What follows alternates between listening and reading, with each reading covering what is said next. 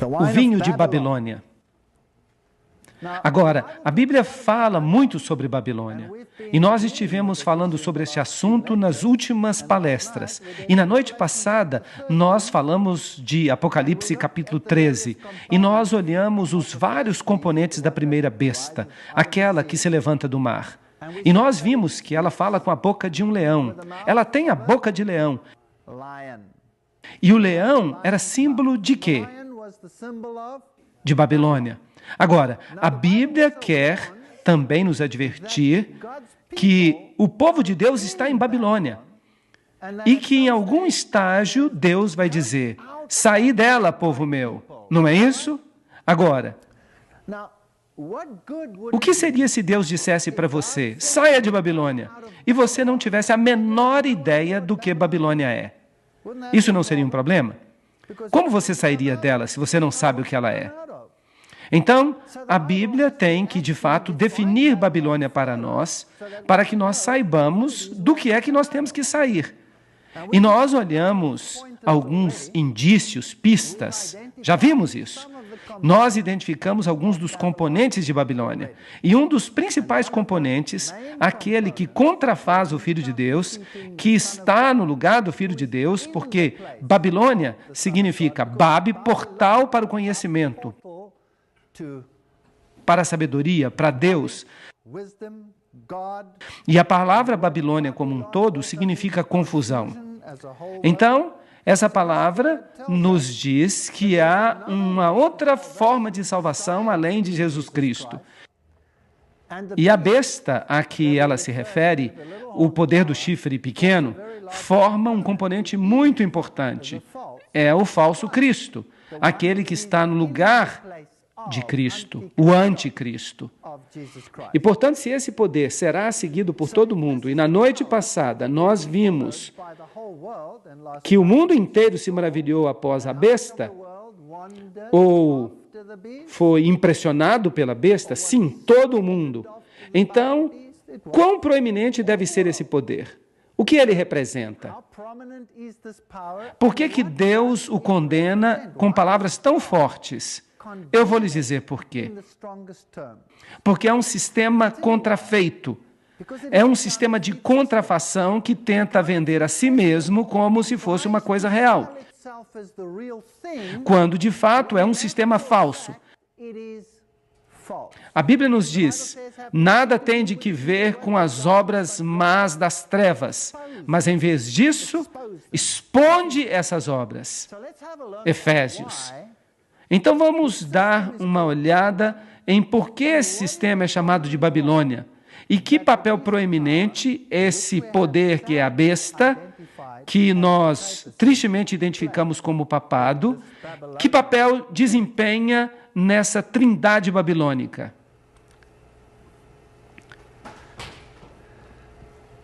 Temos, portanto, uma firme palavra de profecia, a qual faríamos bem em ouvir, como uma luz que brilha em um lugar escuro até que o dia apareça e a estrela da manhã se levante nos nossos corações. 2 Pedro 1,19. Nós temos que estudar diligentemente as profecias. Nós temos que saber o que vai acontecer por trás do palco. Nós temos que saber por que Deus diz essas coisas. Jeremias 51, 6 e 7, falando sobre a Babilônia literal, diz: fugir do meio de Babilônia, e que cada homem entregue a sua alma. Agora, o tipo, a Babilônia literal, é o nosso manual para nos dizer por que Deus também chama essa confederação do tempo final de Babilônia. Não sede apanhados em sua iniquidade, pois este é o tempo da vingança do Senhor. Ele lhe dará a recompensa. Portanto, esse sistema é um sistema enganador, é uma religião falsa e leva as pessoas para a perdição. Babilônia se tornou uma taça de ouro na mão do Senhor e fez com que toda a terra se embebedasse. As nações todas beberam do seu vinho. Em outras palavras, as nações que beberam o vinho de Babilônia, elas ficam malucas. O vinho na Bíblia, Agora, se Jesus é a videira, então o vinho que vem da videira deve ser o que ele fala. Deve ser o seu fruto, deve ser as suas doutrinas. Portanto, Babilônia tem doutrinas falsas. Agora, nós vamos lidar com as falsas doutrinas hoje à noite. Nós vamos ver por que a Bíblia define este sistema como Babilônia. E para fazer isso, nós vamos fazer uma visita à antiga Babilônia. É por isso que ela era chamada de Babel, porque lá o Senhor confundiu as línguas do mundo inteiro. Gênesis 11, 7 a 9. Isso tem sido um espinho na carne do diabo desde essa época. Quando eles estavam construindo a Torre de Babel para unificar a apostasia em relação a Deus, porque Deus havia dito que jamais destruiria o mundo com um novo dilúvio, eles então construíram uma torre em caso Deus tentasse alguma coisa parecida no futuro. Então Deus separou as nações. E isso foi uma coisa essencial para a nossa salvação. Porque ao separar as nações, essa constante tensão no planeta levaria as pessoas a buscar a Deus. Porque se vocês são ameaçados uns pelos outros, vocês buscam a Deus. E Deus pode ficar nas mentes dos homens. O diabo não gosta da separação. Ele quer um sistema unitário pelo qual todos o adorem. E então se seguiu outro anjo dizendo, agora este é o livro do Apocalipse. Caiu, caiu Babilônia, aquela grande cidade, porque ela embebedou as nações com o vinho da ira da sua fornicação. Apocalipse 14, 8. Portanto, em outras palavras, aqui você tem um sistema que está vendendo vinho, que está cheio de fornicação, que é apostasia para com Deus. Agora, se você está se apostatando de Deus, a quem você está servindo? A outro poder, a outro poder. Ele também tem uma roupa. Ele se apresenta ou sob uma forma, ou sob outra forma, ou sob a forma que ele quer se apresentar. Mas em qualquer forma que seja, não é o modo de Deus, é o seu modo. Então, aqui está um sistema falso que foi estabelecido. Agora, Apocalipse 16, 19 nos diz, e a grande cidade, se referindo à Babilônia espiritual, não pode ser a antiga Babilônia, porque Deus diz que a antiga Babilônia nunca seria reconstruída. Ela serve apenas como tipo, e um tipo, por definição, é sempre menor do que o antítipo. O cordeiro representa Jesus Cristo. Então, o cordeiro é apenas um pequeno exemplo do antítipo, que é maior e mais proeminente, que é o próprio Cristo. Babilônia, o tipo, permanece para aqueles que se apostatassem contra Deus e numa escala maior e mais ampla no final dos tempos. Representa todos aqueles que formam uma confederação para se oporem a Deus. Jerusalém serviu de tipo de todos aqueles que seguiriam a Deus e buscariam uma salvação através do Cordeiro. É isso que é a tipologia. Então, aqui nós temos esta grande cidade que foi dividida em 3 partes. Agora, nós sabemos que Babilônia tem 3 componentes. Então, nós vamos lidar com cada um desses 3 componentes nesta série de palestras. Então, não perca nenhuma palestra. E as cidades das nações caíram, e Deus se lembrou da grande Babilônia para lhe dar a taça do vinho da sua ira. Então, se você permanecer em Babilônia, você vai ter que lidar com este lado da questão. Deus há de lhe conceder uma recompensa. E eu vi 3 espíritos imundos como rãs. Isso é pesado. O espírito que atua em Babilônia consiste de 3 espíritos imundos. E eles saíram da boca do dragão, isto é, Satanás. Porque a Bíblia define o dragão como Satanás em Apocalipse capítulo 12.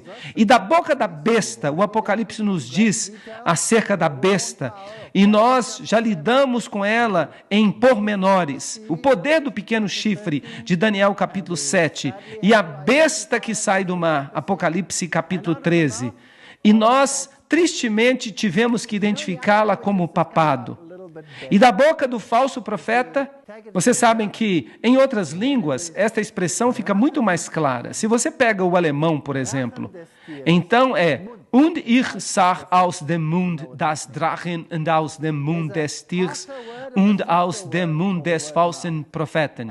Se você consegue entender o que eu falei, há uma palavra mais dura e uma palavra mais suave para a palavra boca. E o dragão e a besta, eles recebem a palavra mais dura para a boca. E o falso profeta recebe a palavra mais suave. Agora, o falso profeta são todos aqueles que conheceram a verdade, mas voltaram para o sistema matriarcal da igreja.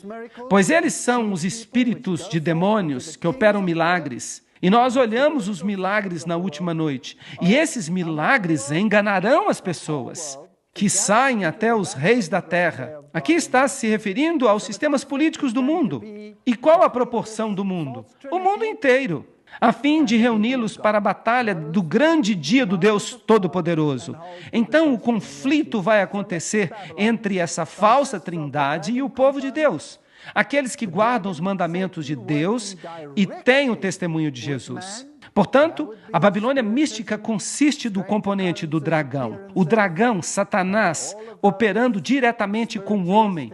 Isso seria o espiritismo, estranhas ocorrências, aparições, todas essas atividades espíritas. A besta, a religião organizada que culmina no papado. E o falso profeta, aqueles que conheceram, mas que voltaram para as profecias falsas. Eusébio nos diz que Constantino, para recomendar a nova religião aos pagãos, transferiu os ornamentos externos aos quais eles estavam acostumados. E a evidência aponta para o fato de que o cristianismo logo se tornou paganizado e apenas usava a roupa do cristianismo. E essa roupa vem dos escritos das sociedades secretas. A gente pode voltar ao passado até Simão Mago. Simão Mago seguia Pedro e a Paulo até Roma. E ele era um mágico. Ele era um sacerdote pagão que colocava uma roupa de cristianismo porque ele queria ter aquele poder, e Pedro o repreendeu. E esse Simão Mago, porque o nome Simão também significa Pedro, ele o seguiu até Roma. E essa mistura oculta entre o paganismo e o cristianismo encontrou guarida ali. E ele se tornou o PTR. E as letras PTR nada tem que ver com Pedro, Simão, o apóstolo, mas elas indicam Simão Mago. Eu sei que depois que eu partir, lobos famintos virão entre vós e não pouparão o rebanho. Mesmo no nosso meio, homens se levantarão e distorcerão a verdade para extraviar até os discípulos. Os ensinamentos de Mago, do Simão Mago, eles vieram de Samaria, eles eram cabalísticos em natureza. E do cabalismo veio o gnosticismo. E o gnosticismo é o ensinamento de que o Messias é Osíris. Portanto, as antigas mitologias do Egito, que vieram do livro dos mortos, que vieram de Tutmoses III, que foi o próprio faraó que entrou em conflito com Moisés, que era o sumo sacerdote do ocultismo e do paganismo. Essa religião de Osíris e Ísis, a deusa, essa religião, como podemos dizer isso? Esta mistura religiosa de coisas humanas e divinas, essa adoração androgênica, porque as divindades eram tanto masculinas quanto femininas, elas eram intercambiáveis. Essa religião é que foi trazida para dentro do cristianismo. Agora, os deuses antigos, se nós queremos encontrá-los na moderna Babilônia, nós teremos que olhar na antiga Babilônia.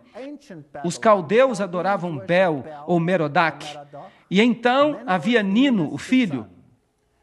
E o filho era também adorado como Tamuz, e as mulheres de Israel gostavam de chorar por Tamuz, porque ele era um Messias artificial e contrafeito. O diabo tinha preparado um Messias antes que o verdadeiro aparecesse, para que o povo não aceitasse o verdadeiro. Como sabemos que Jesus é o Messias verdadeiro? Vocês se lembram da profecia? Vocês se lembram da profecia sobre o Messias? A profecia das 70 semanas. Aquela profecia que os rabis diziam que você seria amaldiçoado se você a lesse. Sua mão, seu dedo, seu pulso, seu braço, todo você é amaldiçoado se você contasse as 70 semanas. Porque ela identifica o verdadeiro Messias. Então, o Messias falso já estava lá e o seu nome era Tamuz. E também havia a deusa Reia. Ela era adorada como Ishtar, a palavra da qual temos a palavra Páscoa hoje em dia. Astarte, Beltis. E ela era a rainha do céu, sim, a rainha do céu. E ela era conhecida porque ela aplacava a ira das pessoas. Agora, no catolicismo, nós temos exatamente a mesma coisa. É declarado que ninguém vai ao Pai senão através de Jesus. Mas ninguém vai a Jesus senão através de Maria. E Maria é a mediatriz. Ela aplaca a ira do Filho. Então nós temos um sistema similar àquele que nós tínhamos nos tempos de Babilônia. Agora, se você pega essas religiões e você olha para elas em base mundial, no Egito, essas deidades eram adoradas como Ísis, a deusa, e como seu filho Osíris. E Osíris era aquele que morreu, se tornou parte do sol, ressuscitou e voltou a esta terra como Horus. Horus era o filho divino e a mãe divina era Ísis. Então você tem mãe e filho sendo adorados. Na Índia, eles eram adorados como Isi e Iswara. É a mesma religião. De fato, a religião babilônica é hoje a religião universal de todos os sistemas religiosos. A China era Xingmu e a mãe santa e o filho. Na Grécia, Ceres, ou Irene e Pluto. Em Roma, era Fortuna e Júpiter Puer. Esse era o antigo sistema de adoração. É interessante que o mais atual seminário sobre o cristianismo no mundo hoje, o assim chamado Seminário de Jesus, no qual estão falando sobre uma nova reforma, Deus proíba que nós a chamemos de reforma. Eles ali falam sobre uma reforma. Eles querem colocar Jesus lado a lado com Osíris.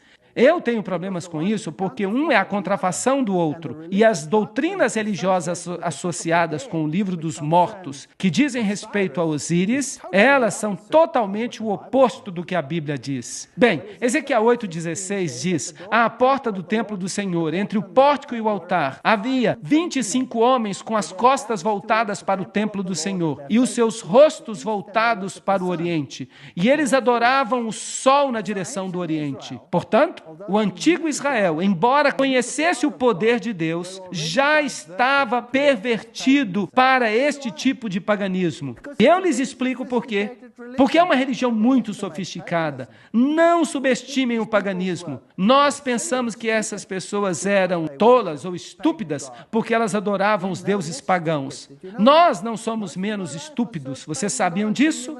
A maioria da minha vida eu servia aos deuses pagãos, sem mesmo imaginar, mas isso foi um fato na minha vida. Portanto, eles adoravam o sol, porque o culto ao sol é uma contrafação perfeita da adoração ao Messias. Em outras palavras, é fácil substituir um pelo outro, colocar a roupa certa nisso e aplicar a liturgia certa, e então você obtém uma nova religião. Agora, a religião vem da lenda de Nimrod e de Semiramis. Nimrod era um guerreiro que lutou contra Deus. Foi ele que se apostatou. E por isso ele foi condenado à morte. E sua viúva, Semiramis, alegou que ele tinha ressuscitado e que tinha sido levado para o sol e que tinha renascido através dela. E assim como os peixes nadam nas águas do rio Eufrates, assim, o símbolo do peixe se tornou o símbolo do Deus que protegia Nimrod nessa transição. E então ela deu à luz a uma criança, que era naturalmente o nascimento, ou o renascimento, ou a ressurreição, se você preferir, daquela criança Osíris. Na Escandinávia, eles adoravam como Frigga e Balder. Vênus e Adonis em Roma. E Astorete e Baal na Fenícia. E a criança se tornou a portadora do pecado e se tornou o Salvador. E esse era o seu nome. Ele era chamado Zoroastro. Por falar nisso, o zoroastrismo está vivo e muito bem no Oriente Médio. É a semente da mulher, Mitras, o Salvador. E o mitraísmo é uma das formas mais sofisticadas da adoração ao sol.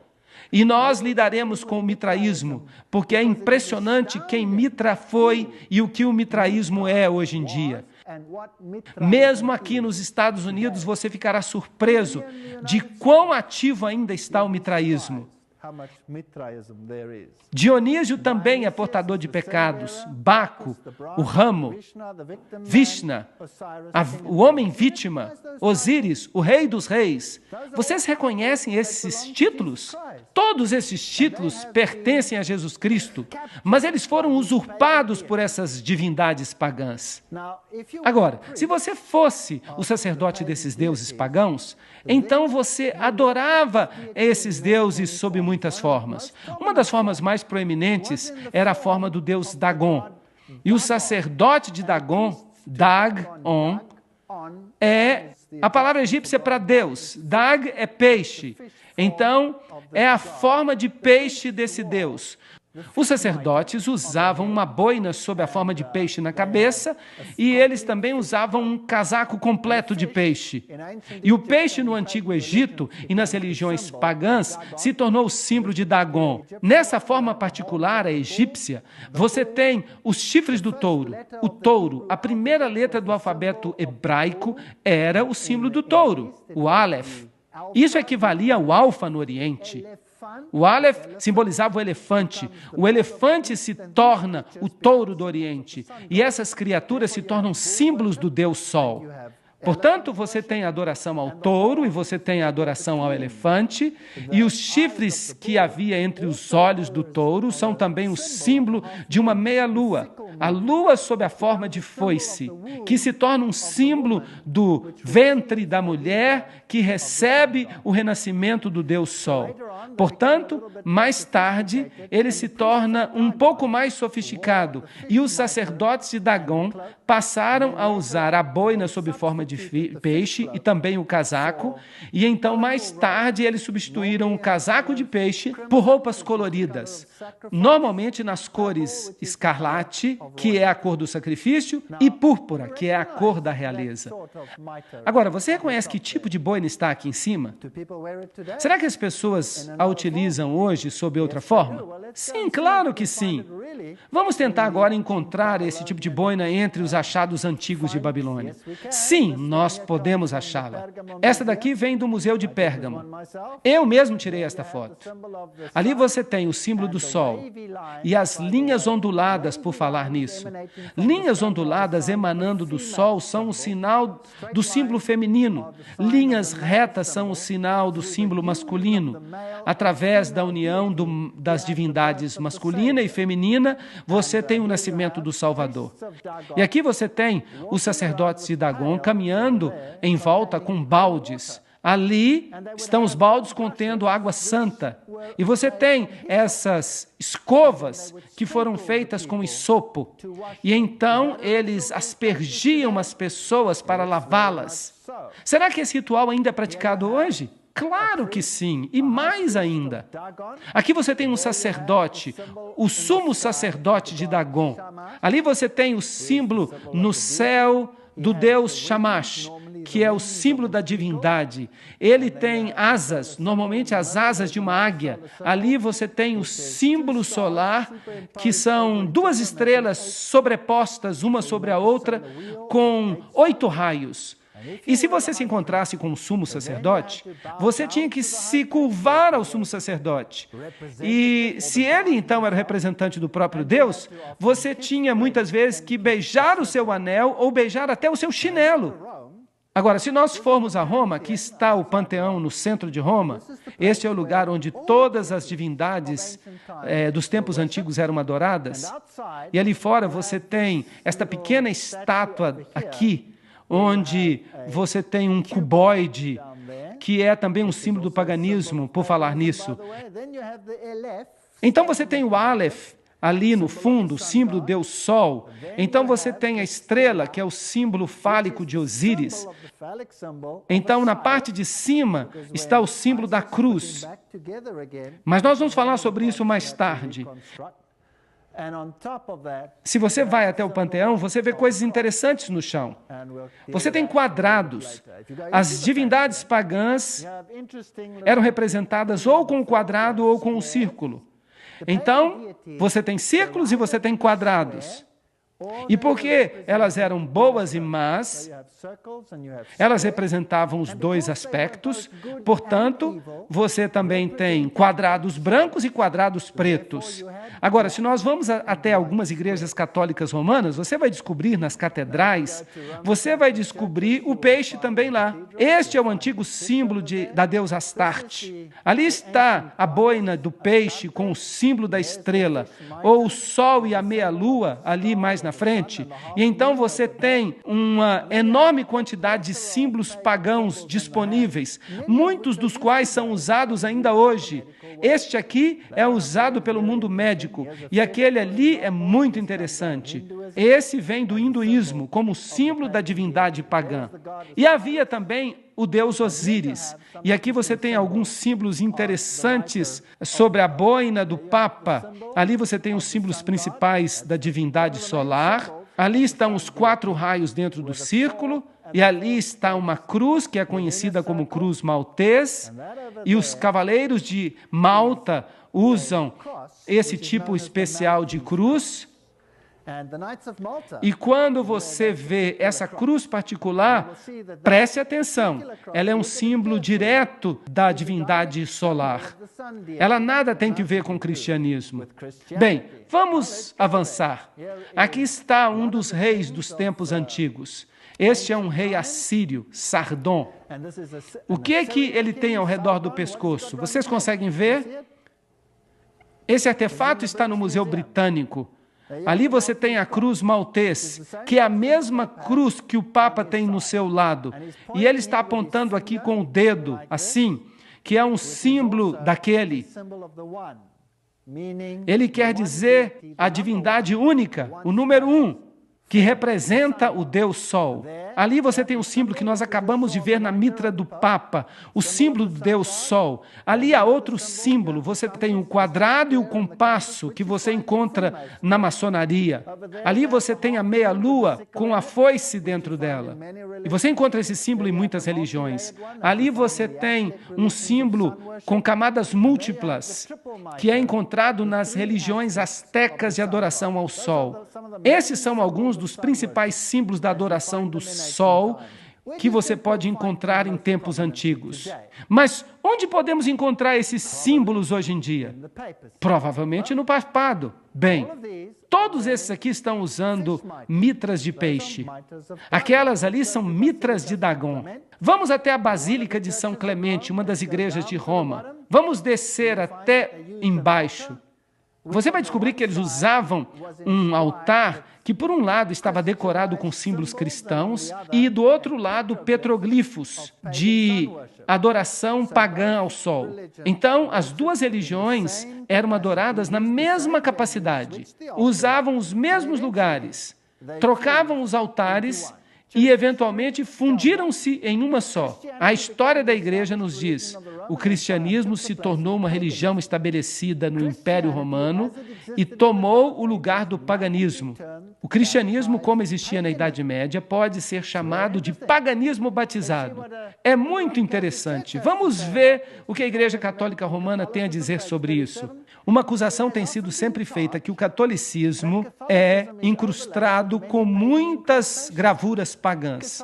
O catolicismo está pronto para aceitar essa acusação e pronto até para se vangloriar dela. O grande Deus Pan não está realmente morto, ele foi apenas batizado. Então o paganismo está dentro da igreja.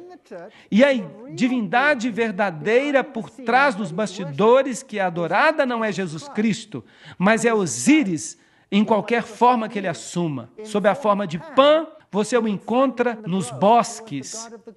Ele era o Deus dos bosques. Ele era o Deus do medo.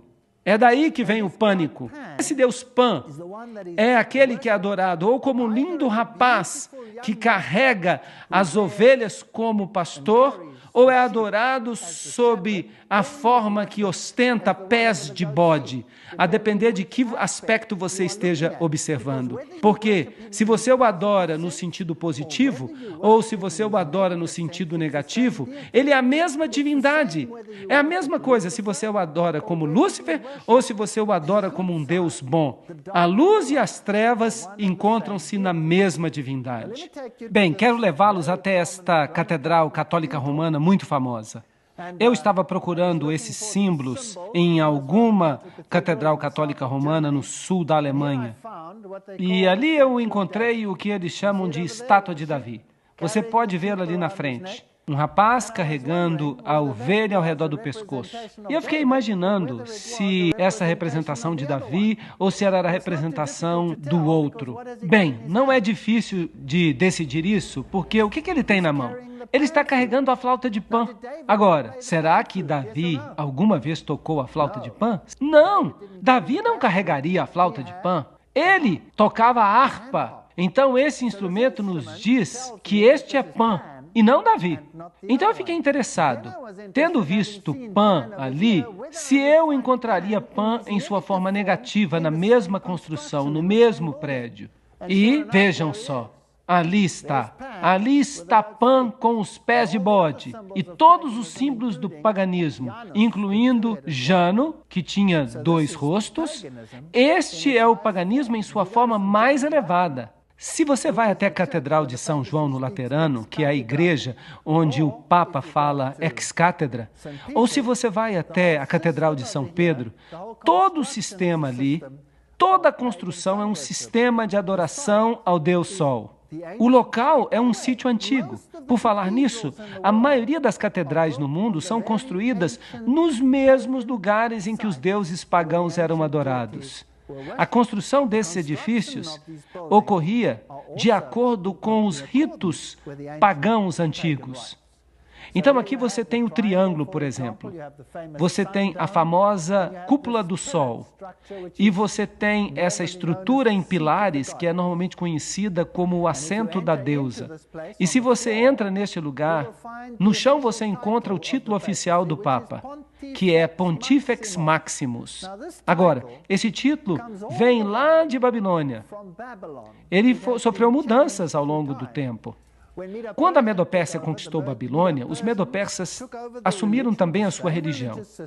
Esse mesmo sistema religioso, os sacerdotes de Babilônia se revoltaram em algum momento e foram expulsos e fugiram para Pérgamo.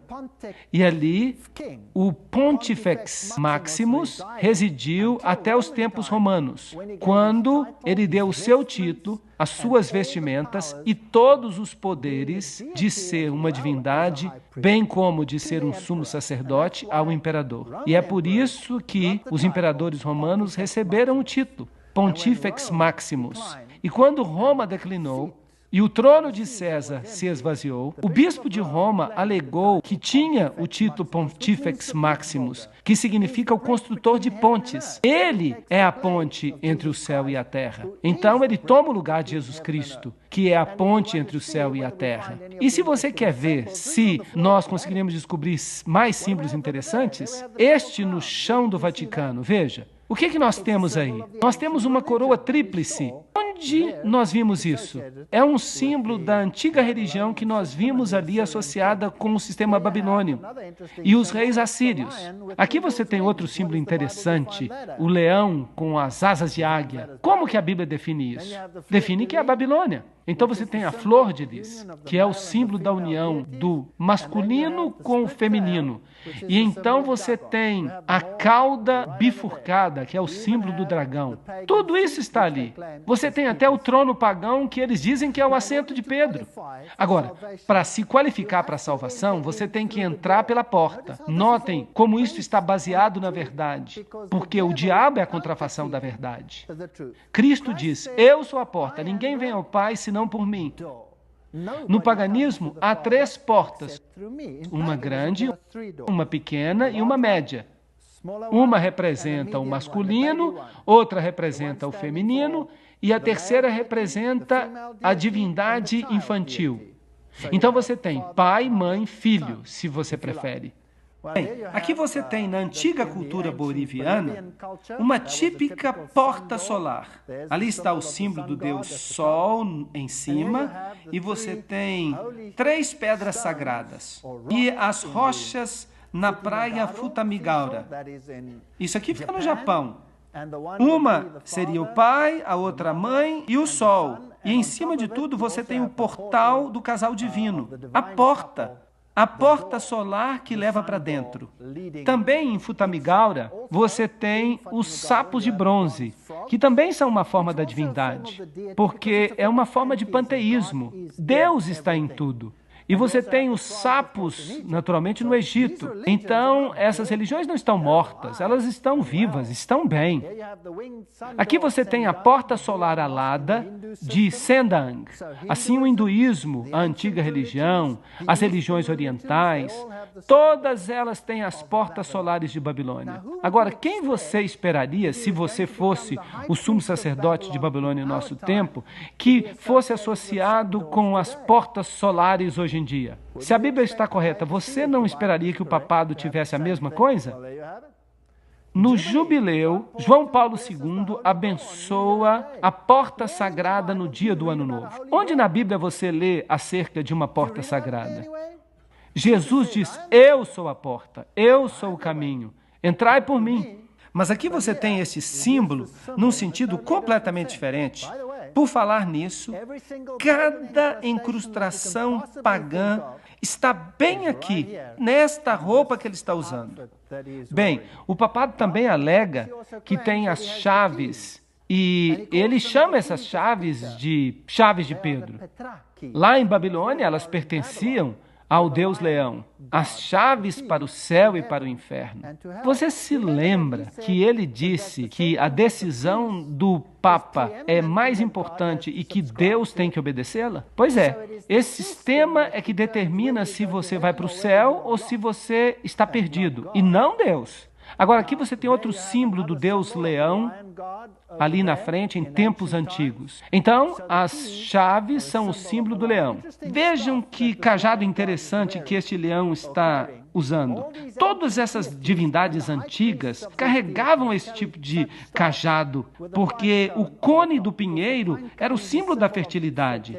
Agora, havia rituais para que essas pessoas se tornassem sumos sacerdotes. Elas eram consideradas uma reencarnação, como que uma reencarnação de Faraó, de Osíris, e, portanto, elas eram consideradas representantes de Osíris sob a forma de Horus na terra. Nas culturas antigas, eram carregados, normalmente num tamborete como este. Você também tinha leques, que consistiam de penas. Podiam ser penas de pavão, e o olho na pena do pavão é o olho da sabedoria da divindade que eles adoravam. Ou poderia ser penas de avestruz, porque a pena é associada com um pássaro, que na análise final vem da fênix. Mas eu vou falar sobre isso em outra hora. Agora, esse aqui é do Papa, e aqui você tem o Papa Pio, ainda sendo carregado desta mesma forma, exatamente como nos tempos pagãos, com as chaves gêmeas que vinham de Babilônia. Os sinais manuais que estão sendo usados aqui são muito interessantes, porque eles são todos símbolos da adoração ao Deus Sol. Os sinais manuais que eles usam, tudo é meticulosamente praticado, porque tudo tem um significado em termos da adoração ao Sol. Há a coroa tríplice, e que também vem do paganismo. É com ela que o Papa é coroado. Aqui, a coroa está sendo trazida. Ali estão as duas caudas gêmeas, os cardeais deitados enquanto isso ocorre. Nós temos um interlúdio musical. É tudo muito agradável. Aqui você pode ver a ordenação de novos bispos e cardeais. Vejam que eles estão deitados, exatamente como nos tempos pagãos. Aqui você tem a tiara tríplice. O deus pagão usava a tiara tríplice 1800 anos antes de Cristo. E aqui você tem a tiara com chifres do deus alado dos assírios. Aqui você tem a coroa tríplice em Krishna, que é do hinduísmo. Portanto, a coroa tríplice é um símbolo da antiga religião de Babilônia. E ali você tem o touro alado, também com uma coroa tríplice que vem dos tempos assírios, dos tempos babilônios. Então, aquele que usa a coroa tríplice agora é o sumo sacerdote das antigas divindades. Aqui está a tiara do Papa VI, as 6 serpentes abaixo da pirâmide oculta nesta aqui. Agora, vamos ver o que se pode saber sobre a adoração à mãe e à criança, Maria e o menino Jesus. Este símbolo é exatamente o mesmo que você tem no paganismo. E é interessante que você tem a Madonna negra e você tem a Madonna branca. Você tem o Jesus negro e o Jesus branco. Agora, no paganismo era exatamente a mesma coisa. Osíris era adorado ou como preto ou como branco, a depender do aspecto da divindade que você favorecia. No jogo de xadrez, o que você tem aí? Você tem casas brancas e pretas. E o jogo de xadrez é planejado, é um jogo oculto, planejado desde a antiguidade através da maçonaria, para mostrar que, de fato, o peão não somente destrói o rei, mas você pode promover o peão à rainha. Ele se torna rainha se você quiser. Então, o preto e o branco, ambos eram símbolos que já estavam presentes na adoração a Osíris e no culto a Ísis. E você também tem isso no catolicismo.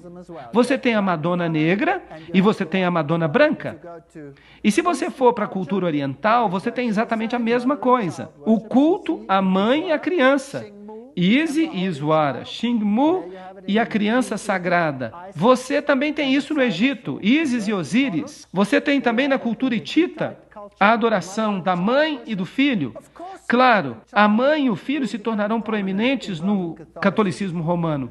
Mas se você quer fazer com que as pessoas creiam que eles representam alguma coisa, você tem que dar nomes aos deuses. Isso não é problema. Esses nomes têm mudado através da história. Os gregos não tinham os mesmos nomes que os medo-persas. Eles não tinham os mesmos nomes que os egípcios. Eles não tinham os mesmos nomes que os babilônios. Mas tudo era um deus apenas.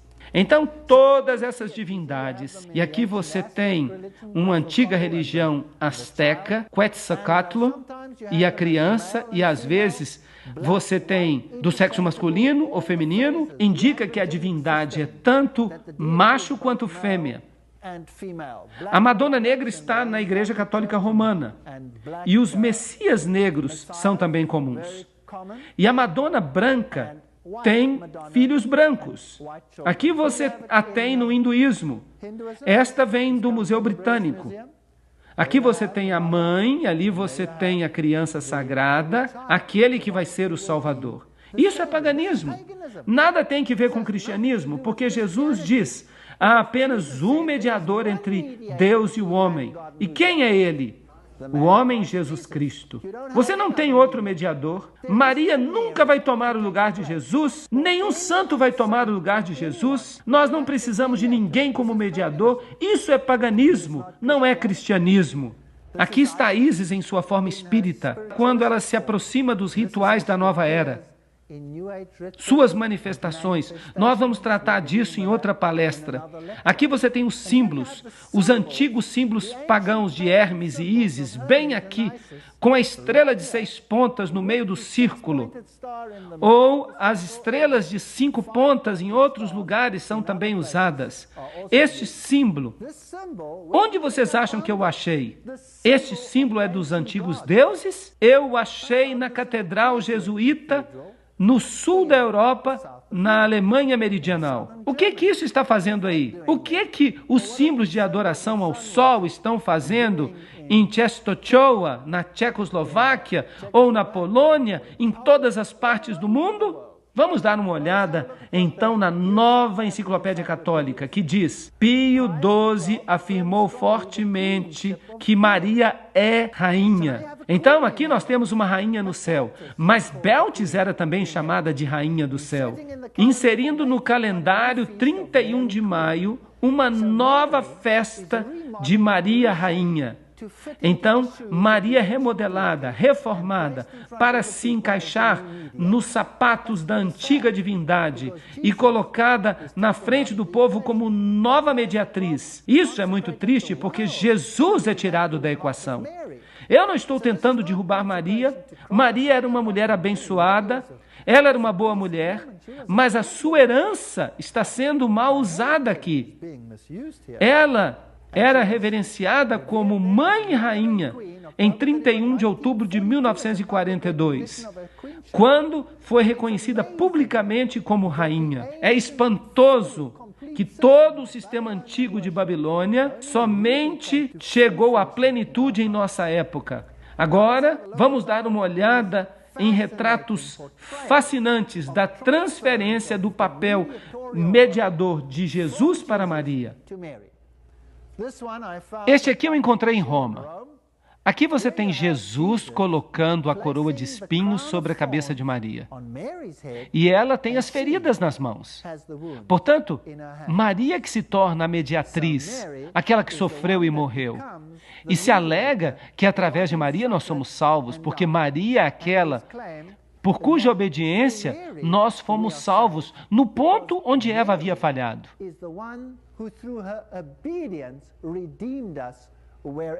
Agora, lembrem-se que eu fui católico. Eu fui um católico devoto por muitos anos. E eu fiquei abismado, como vocês também provavelmente estão hoje à noite. Agora, essa antiga deusa, ela era parte de um rito de fertilidade e as pessoas oravam para ela buscando fertilidade, amamentação. Será que Maria também preencheu esse papel? Absolutamente. Vamos até a Gruta do Leite. Sim, a Gruta do Leite em Belém, muito perto da Igreja da Natividade. Vamos descer comigo até a Gruta do Leite. Aqui você tem um símbolo, está na igreja, mas esta é a figura que eles usam como símbolo. Maria com o seu seio do lado de fora, símbolo de fertilidade. Ela amamenta o filho e as pessoas vêm até esta gruta e vêm aos montes para orar quando tem problemas de fertilidade. Agora, se você olha para o teto da caverna, você encontra essas manchas brancas. Ela é chamada de a caverna do leite, porque as pessoas dizem que essas manchas brancas que você vê aqui são causadas pelo leite de Maria, porque quando ela amamentou o menino Jesus, o seu leite jorrava e espirrava nas paredes da caverna e fez então essas manchas brancas. É isso que as pessoas dizem. E o Papa reconheceu isso como um milagre autêntico. E há um testemunho do Vaticano que esta é uma situação autêntica de milagre. Eu perguntei para o guia que estava conosco e também era o cantor da Igreja da Natividade. Eu perguntei para ele, com licença, eu estou um pouquinho curioso. Essas manchas brancas que nós estamos vendo na parede, eu as vi em muitas outras cavernas também. Nas outras cavernas, elas também são leite de Maria? Não. Aquelas são naturais, mas essas aqui são do leite de Maria, percebe? Agora, isso pode parecer um pouco ridículo, mas eu vou mostrar para vocês que o mesmo culto da fertilidade que acontecia em relação às divindades antigas também está acontecendo com Maria. E quando você pensa nisso, isso me deixa doente. Se ela é a rainha do céu, isso significa que ela é a deusa do céu. E aqui você tem uma figura católica em que anjos estão coroando Maria como rainha. E aqui você tem na entrada de uma outra catedral na Europa, você tem Maria sendo coroada pelo Pai e pelo Filho como rainha do céu, enquanto os adoradores, ao fundo, não estão adorando nem o Pai nem o Filho. Eles estão adorando Maria. Aqui está uma outra figura em que Jesus olha com aprovação, enquanto os arcanjos estão coroando Maria. E aqui você tem uma outra em que pai e filho coroam Maria diretamente. Agora, não é nem mais um anjo. É o próprio pai, o próprio filho. E aqui você tem o Papa orando na frente da estátua de Maria. E até ele está coroando Maria. Então você tem todo o ritual, você tem todo o sistema do paganismo construído para tornar Maria Beltis, a rainha do céu, aquela que aplaca a ira, aquela que fica em pé no lugar do verdadeiro mediador. Então, nesta figura aqui, você tem o Espírito Santo e mais acima você tem Maria no centro. E se você observa os olhares do discípulo, para onde eles se dirigem? Para cima ou para Maria? Para Maria. Ela se tornou a mediatriz. Agora, será que nós encontramos este símbolo em templos antigos? Claro que sim. Essa divindade feminina também era adorada como pomba. E ali você tem a pomba dupla, que era também um símbolo de duas cabeças, que pode também ser interpretado mais tarde como uma fênix de duas cabeças, ou uma águia de duas cabeças, que é um símbolo interessante da maçonaria, por falar nisso. E aqui você tem o símbolo da ONU, a pomba, que é um símbolo usado pelas Nações Unidas para representar a paz. Aqui está uma outra figura da pomba, símbolo da ONU. E a pomba representa a força mais suave e toma o lugar do Espírito Santo. Então, a deidade feminina é também aquela de quem emana uma gentileza, uma força terna, o Espírito Santo. Então, quando você encontra este símbolo da pomba em muitas roupas de sacerdotes, você nunca pode ter certeza se é uma referência ao Espírito Santo ou se de fato é uma referência à ONU. E quando ele aparece sob os raios do sol, será que ele pode simbolizar o cristianismo? Ezequiel 8, 13 a 14 diz: maiores abominações que farão. E ele então me trouxe à porta da casa do Senhor, e eis ali sentadas mulheres pranteando Tamuz. Percebemos que o antigo Israel foi enganado para adorar a mãe e a criança. E o Israel moderno está sendo enganado. Eu estou falando sobre o Israel espiritual. Está sendo enganado a fazer o mesmo. E é interessante que esses deuses antigos estavam sempre associados com lugares escuros. Eles estavam associados com grutas. A deusa Diana, ela era a deusa da caça. E muitas vezes uma gazela ou um veado eram associados com ela também. E ela também, nas culturas pagãs, emanava da caverna. Ela saiu de uma caverna. E aqui você tem nessas descrições, você tem estátuas dentro de cavernas. Agora, estas estão em catedrais. Esta aqui é uma catedral jesuíta importante na Tchecoslováquia. E ali você tem essas divindades, ou estátuas delas dentro de cavernas. E você tem as letras IHS acima, que hoje eles dizem que significa a seu serviço. Mas é claro que não significa a seu serviço de modo algum. A Igreja Católica diz que ela se refere a Iesus Hominum Salvator, que significa Jesus, o Salvador dos homens. Mas se você pertence ao círculo oculto, você reconhecerá que essas letras significam Ísis, Horus e Seb, a trindade egípcia. Ísis, Horus e Seb. Seb era a divindade escura, ela era o lado negro de Osíris. Osíris e Sebe são realmente intercambiáveis. Um é a luz e outro a escuridão. Um é bom e o outro é mau. Se você quiser, você pode adorá-los hoje. Satanismo e a adoração de Lúcifer são a mesma coisa. E é por isso que os luciferianos e os satanistas são sempre bons amigos. Um pratica a luz e o outro pratica as trevas. Os satanistas têm que fazer boas obras para aplacar o seu Deus e têm que sacrificar a seu Deus. Os luciferianos têm que fazer exatamente a mesma coisa. São intercambiáveis. Eles podem se sentar na mesma cadeira. Não importam se adoram o lado escuro ou se adoram o lado iluminado. E isso é assustador, porque você nem sempre consegue diferenciá-los. Bem, se você vai então a essas catedrais antigas, aqui está a Catedral de Colônia, você tem o símbolo de Apolo, o deus do sol, e você tem a lua e as estrelas. O sol, a lua e as estrelas são os três aspectos do deus sol, como Brahma, Siva e Vishnu. Brahma é o sol nascente, Siva é o sol no meridiano, Vishnu é o homem vítima. O sol que cai nas águas à noite e se torna Dagon, o deus peixe ou Poseidon, e se levanta da água é adorado como Poseidon ou como a serpente, sob forma triuna.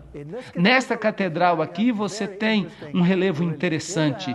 Você tem o leão com as asas de águia, com o sol nas costas. Um símbolo muito importante de Babilônia. E a Igreja Católica Romana chama este símbolo de São Marco. Agora, eu acho que você vai ter muita dificuldade para encontrar um leão com asas de águia, com raios solares por trás da cabeça, como um símbolo de São Marcos. O que você acha? Agora, o que ele está olhando? Ele está olhando ali um círculo com uma cruz nele. E este era um dos principais símbolos do Deus Sol. Este era um símbolo de Lúcifer, o símbolo do círculo com uma cruz dentro. Você o encontra em muitas organizações hoje. O outro símbolo, claro, é o símbolo do touro. Lembrem-se que o touro representa a primeira letra do alfabeto. Representa o número 1, símbolo do portador de luz. Lúcifer, também com um raio por trás dele. Eles o chamam de São Lucas ou Lucas. Também as borboletas são o símbolo do culto da fertilidade. A borboleta vai de flor em flor. As abelhas também são símbolo do culto à fertilidade. Ela também vai de flor em flor em flor. As jovens, meninas, se vocês colocam a tatuagem de uma borboleta no seu ombro, isso tem um significado muito mais profundo do que vocês podem imaginar. Vamos ver se vocês conseguem descobrir aqui o símbolo do touro e do leão. Símbolos de Ísis e Horus. Templo número 3. Ísis é associada com o culto ao touro, e com o culto ao leão, e com o culto à fênix. Ali está a fênix.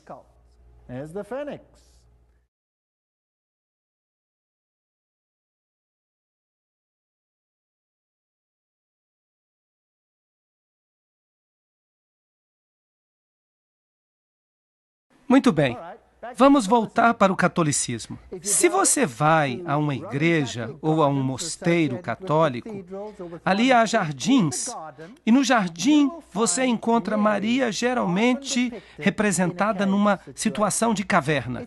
Ela é a deusa da gruta. Onde você lê uma coisa parecida com essa na Bíblia? A deusa da gruta. E Maria, no porão da catedral, está também na caverna e sai da caverna. E aqui você tem a forma oculta de escrever Maria. O M está em maiúsculas aqui. M. O M é maiúsculo aqui. Se você virar o M de lado, ele vira um sigma, que é o símbolo usado no mundo do ocultismo. A maçonaria usa o M também como sua marca principal de identificação. Então você tem o A, que é um triângulo, e você tem um triângulo de 60 graus. 60 graus é um triângulo, 6, 6, 6. O ponto do olho está por cima, no topo, e o ponto se torna o símbolo do Sol. Ele também tem outra conotação, bem perigosa, mas eu vou deixá-la de fora por enquanto. E então você chega a Reia, que é a antiga deusa do Oriente. Aqui ela está em toda a sua glória saindo da caverna. E é interessante que você também a encontra no paganismo em 3 arcos. E você pode vê-los aqui. Agora, eu já mostrei para vocês os 3 arcos dos templos antigos. Nós fomos a um templo e eu mostrei a vocês 3 arcos. E eu disse, esses arcos têm ligação com o paganismo. No catolicismo, você encontra 3 arcos associados com as divindades. E a deusa ou os deuses sempre saem da caverna. E é por isso que na Catedral de Lourdes você tem o Papa orando na gruta. Agora, isso não vale apenas para o catolicismo. Isso vale para todas as religiões pagãs. A deusa Diana era a deusa das florestas. E ela era também a deusa da caça. Então é isso que você tem aqui. No Japão, você tem uma outra festa interessante. Esta é a deusa do sol, Amaterasu, enquanto ela emerge da caverna. Em suas festas anuais, eles celebram essa deusa. Notem que a face dela é pintada de branco e as suas mãos também são pintadas de branco. Quando as pessoas fazem mímica, por exemplo, as pessoas pintam as mãos de branco e pintam os rostos de branco. Esses são rituais antigos que podem ser ligados à adoração do sol. E nós os trazemos diretamente às nossas igrejas nos dias de hoje, como se fosse algo exclusivo, excitante. Mas, em última análise, nada mais é do que adoração ao sol. Agora, vamos tomar como exemplo a cultura africana. Quando acontece o ritual de passagem da fertilidade para a idade adulta, então eles também pintam o rosto de branco, de barro, e pintam as mãos. Então, é daí que tudo isso vem. E ela é a que esmaga a cabeça da serpente, mas Cristo é quem deveria esmagar a cabeça da serpente. Por ironia, ela não apenas esmaga a cabeça da serpente, ela nutre a serpente. Porque a serpente, através dela, representa a morte e a ressurreição. E é a contrafação da morte e ressurreição de Cristo. Assim, através do feminino, você tem o poder de fertilidade para produzir nova vida. E, portanto, isso tudo tem pesadas conotações sexuais. Encontramos a mesma coisa no catolicismo? Sim, infelizmente. Porque o catolicismo de hoje é a derradeira forma da religião antiga de Babilônia. E, portanto, infelizmente, o papado deve ser o sumo sacerdote dessa religião pagã e oculta antiga. Ali você tem Maria vestida de azul e branco. E ali ela está em pé sobre a serpente como a antiga deusa. E ela está em pé numa meia-lua, que é o símbolo do útero e o símbolo da deidade feminina. Por falar nisso, o azul pode ser a cor da obediência. Se você pega o santuário, o azul é a cor da obediência. Mas se você pega o lado negro do culto, então no outro lado você tem azul e branco, que é obediência e também justiça. Mas se você vira a deidade para o outro lado, então você tem o preto, e você tem a Madonna negra, e ela também tem azul. E o azul se torna a cor da promiscuidade. O azul é a cor da promiscuidade. Você já ouviu falar de filmes azuis? Vejam que os dois lados são adorados. Você tem Maria em pé sobre a cabeça da serpente. Agora vamos ver o que o catolicismo romano diz. Este aqui vem da catedral, a Catedral de Santa Maria na cidade do Cabo. E o pecador diz que aqui está a Imaculada Maria, na presença de toda a corte celeste. Eu te escolho hoje para minha mãe e senhora. Eu me entrego e me consagro a ti como teu servo, o meu corpo e a minha alma, os meus bens, tanto no interior quanto no exterior, mesmo o valor de todas as minhas boas ações, quer do passado, quer do presente ou do futuro, sem exceção, de acordo com o teu beneplácito, para a maior glória de Deus, neste tempo e na eternidade. Amém. Então, quem de fato se torna a principal divindade em sua vida? É Jesus ou é Maria? Deve ser Maria. Então, substituiu-se Jesus por outra divindade. Agora, eu fiquei admirado, eu fiquei petrificado quando eu vim aqui na Síria.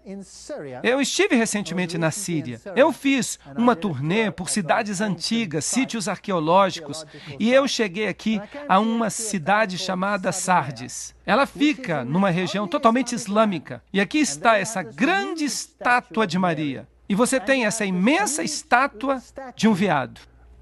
Agora, de acordo com a história, o rei, um antigo rei, estava viajando por aqui. E ele viu o veado. E ele foi caçar o veado. E ele deixou as suas tropas para trás. E ele pegou o seu arco e a sua flecha e atirou no veado. Mas o veado se transformou imediatamente em Maria. E Maria disse a ele: você precisa construir um mosteiro para mim neste lugar. Agora, este lugar não é um lugar de adoração apenas para católicos, mas para muçulmanos também. E isso é interessante, porque é aqui que as duas religiões se encontram. E aqui os milagres ocorrem. E neste mosteiro em particular, eles têm uma imagem. E essa imagem foi supostamente desenhada por nenhum outro senão pelo apóstolo Lucas. É uma imagem de Maria com a criança. Isso é estranho, porque Lucas não viu a Jesus quando Jesus era bebê. Mas, além disso, a imagem respinga lágrimas de óleo. E é claro, o óleo aqui é um representativo de purificação, algo que consagra você para propósitos sagrados. Mas uma pessoa saiu daqui carregando um pouco de óleo, e uma gota caiu no chão. E é claro que essa gota se transformou na imagem de Maria. Agora, este mosteiro foi construído num antigo monte. Então, isso me fez ficar desconfiado e eu pensei comigo mesmo, se este mosteiro fica em um monte antigo, então este é um dos lugares altos. E eu deveria ser capaz, então, de encontrar evidências antigas da adoração pagã da deidade sob a forma dos arcos antigos. Então, eu saí procurando ao redor do mosteiro e aqui, nesta colina, eu encontrei. Ele está ali. O mosteiro está sobre o monte. É um lugar alto, antigo. Esta é a caverna. Ela está selada com a cruz, onde a antiga adoração acontecia. Há os arcos tríplices. E eles têm inscrições gregas. E eles são dedicados aos deuses pagãos da antiguidade. Então, pode-se dizer que o catolicismo nada mais é do que uma forma embelezada da antiga religião de Babilônia. Aqui está o lugar onde a gota caiu. E eles têm esta barra aqui com todas essas trancas. Eu não sei para que essas trancas servem. Elas não trancam nada. Ali é o lugar onde a gota caiu e se transformou na imagem de Maria. Vou aumentar para vocês. Aqui está. E esta é a antiga pintura que supostamente foi pintada por Lucas. E você tem todas essas incrustações antigas e formas pagãs de adoração. Aqui está o bebezinho, que é supostamente Jesus, e é adorado nesta catedral em Roma como Tammuz. Agora eles o chamam de Bambino, o bebê Jesus. Mas olhem para ele, coroado com ouro e prata. Este é o boneco mais precioso que você pode imaginar. Aqui estão todas as letras que escrevem Bambino. Aqui está, Tammuz. Jesus não veio assim, veio? Meu Jesus nasceu numa manjedoura. Ele não veio vestido em ouro e joias e prata, sendo adorado como um bebezinho dessa maneira. Aqui estão escritas as letras antigas. O catolicismo ensina que você pode ser perdoado antes de cometer pecados. Mesmo hoje em dia. E aqui você tem a Santa Escada. E sobre essa escada, o catolicismo faz alegações surpreendentes. Mesmo hoje em dia. Parece inacreditável. Esta é a escada na qual Jesus ficou em pé quando foi condenado por Pilatos. E ele estava com a coroa de espinhos, e o sangue gotejou, e há gotas de sangue, supostamente nesta escada ainda hoje. E eles colocaram pequenas placas sobre elas. Agora você pode se arrastar por essa escada, e se você fizer isso, e se você beijar os lugares onde as gotas de sangue supostamente caíram, então você consegue 90 dias de perdão. 3 meses de graça, antes do pecado. Você pode sair e se divertir. Você tem 3 meses de antecipação. Por falar nisso, de onde veio essa escada? Claro, a escada de Jesus estava em Jerusalém. Como é que ela veio parar aqui? Roma alega, e você pode ler isso ainda hoje, que ela apareceu uma noite transportada por anjos de Jerusalém e chegou até Roma. E ali estava ela em pé, numa manhã, e eles decidiram então construir uma catedral ao redor dela. Você pode acreditar nisso se você quiser. Vamos falar sobre a missa agora. Esta fotografia vem da Igreja de Todas as Nações. E você nota aqui que o altar está sobre uma rocha. Agora, em todas as religiões pagãs, você tem a adoração da rocha, a adoração da rocha santa. E Deus, no Velho Testamento, constantemente nos adverte contra essas rochas santas. O catolicismo está cheio dessas rochas. Os católicos ensinam que o sacrifício da missa é e deveria ser considerado o mesmo que aquele da cruz, no qual a vítima é o mesmo, isto é, Jesus Cristo nosso Senhor. Está no Catecismo do Concílio de Trento, parte 2, capítulo 4. Esta não é qualquer fonte. Assim, Cristo é sacrificado todas as vezes que acontece uma missa.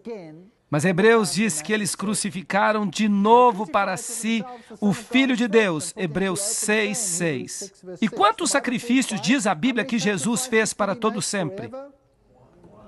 Um sacrifício para todo sempre. Então, o sacrifício da missa é, em certo sentido, um símbolo da vitória de Lúcifer sobre Cristo. Ele continua a sacrificá-lo. E o crucifixo onde Cristo fica, o crucifixo é um símbolo da vitória de Lúcifer sobre Jesus Cristo. Agora, no paganismo, a cruz era também adorada como um símbolo do sol, é claro. E Lúcifer transformou-a em um de seus principais símbolos. Agora, Hebreus 10:14 diz, com uma oferta, um sacrifício, ele aperfeiçoou para sempre aqueles a quem ele santificou. Se você olha no Vaticano, isso vem do Museu do Vaticano, você tem um anjo que carrega a tríplice coroa que apoia Cristo sobre a cruz, mantendo-o na cruz. Então, o crucifixo, em certo sentido, é um símbolo da vitória sobre Cristo. E comer o pão é um ritual pagão antigo.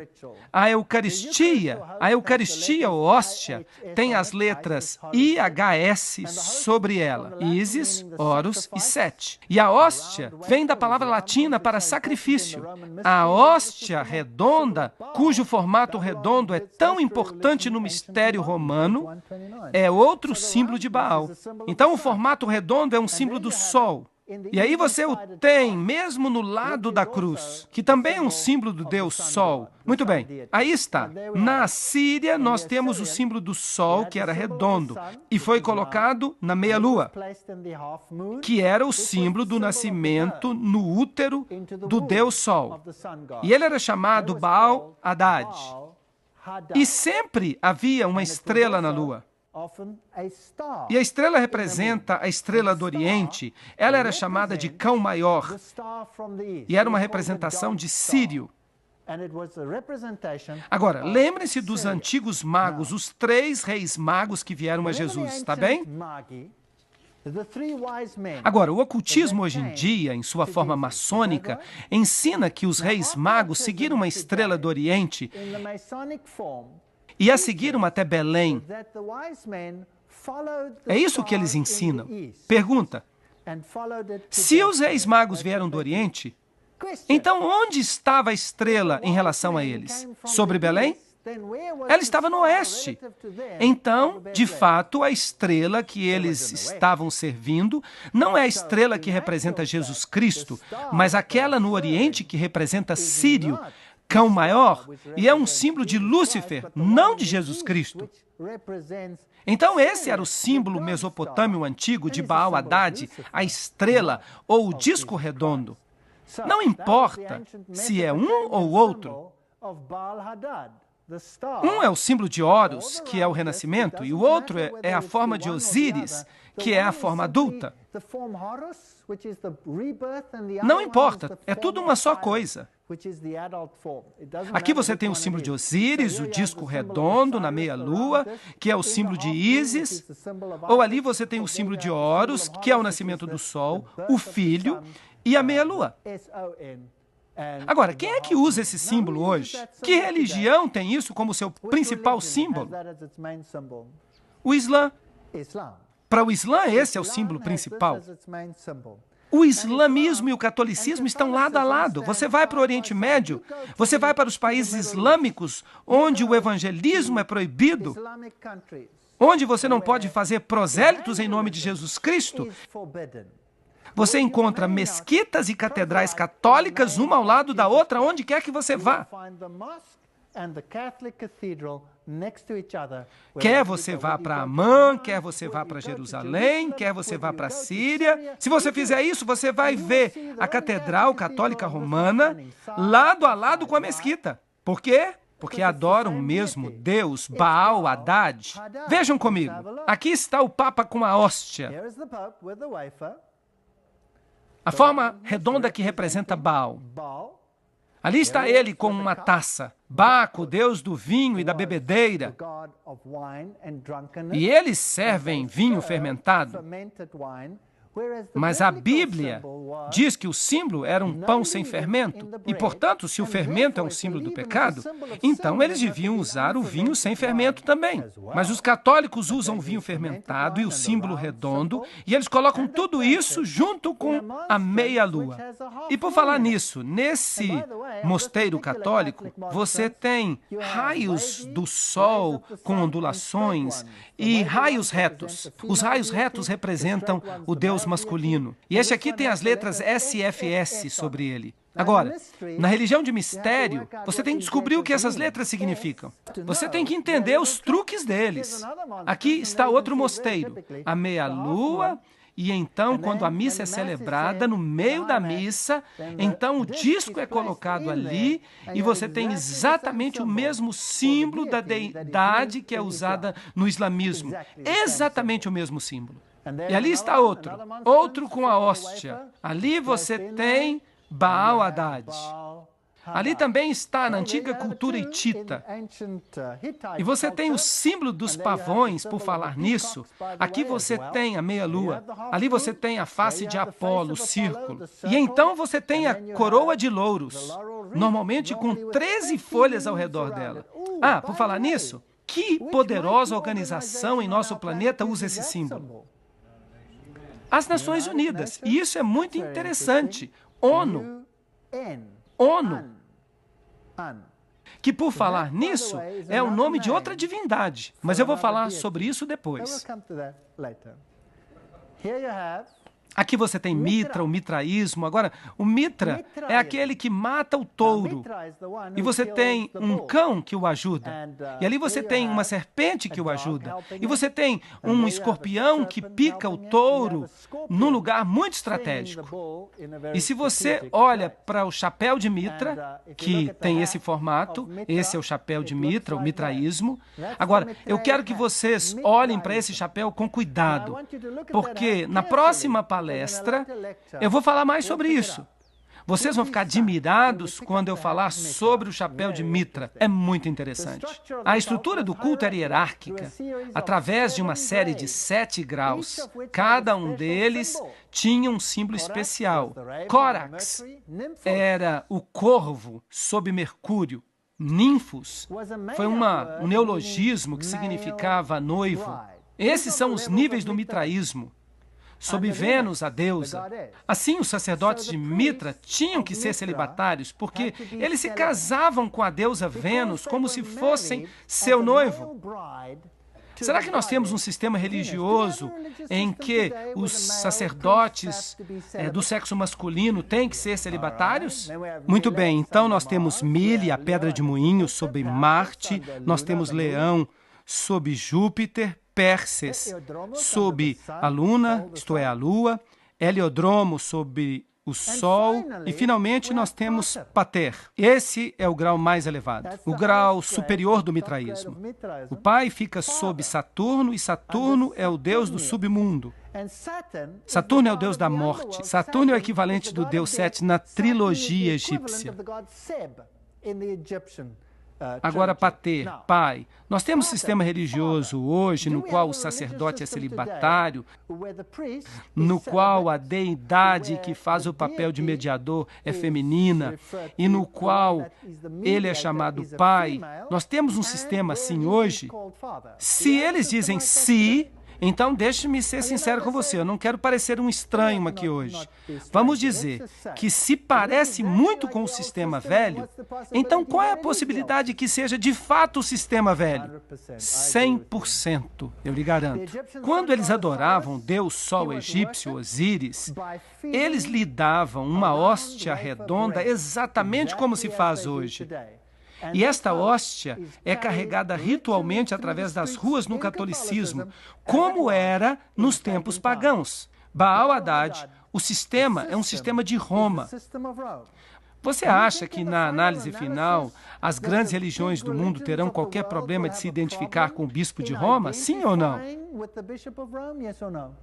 Não, eles não terão nenhum problema, porque sob essas várias camadas de doutrina oculta, o que as massas sabem, o que os que estão dentro sabem, no topo disso tudo só há uma religião, todos servem o mesmo mestre. Agora, não vou ser eu que vou dizer para você a que mestre eles servem, porque vocês poderiam me acusar. Vamos deixar que a Bíblia fala. Quem deu a ele o seu assento, o seu poder, a sua grande autoridade? Apocalipse capítulo 13. O dragão. E quem é o dragão de acordo com a Bíblia? É Satanás. Isso é adoração a Lúcifer. Aqui você tem os símbolos da lua, do sol e a estrela no catolicismo em todas as catedrais. Este aqui é fascinante. Esta é uma catedral católica na Alemanha. Eu fiquei admirado. Está aqui por toda parte. Olhem, mesmo nesses relógios, eles sabem o que estão fazendo, sabem o que estão fazendo. Este é um edifício moderno. Aqui você tem o símbolo da lua e da estrela. E quando o ponteiro do relógio anda, você tem o nascimento do Deus Sol, Baal Haddad. Baal Haddad. Baal Haddad falando ao mundo quem é Deus.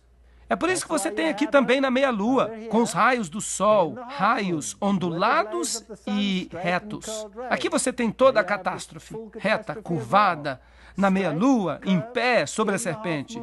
Essas são as divindades pagãs antigas. Ali você tem a Trindade também. A meia-lua com Maria e a criança na meia-lua. Mesma coisa nessas pinturas antigas. E o símbolo do pássaro dando a sua carne como alimento para seus filhotes. Símbolo da fênix que se levanta das próprias cinzas e volta à vida.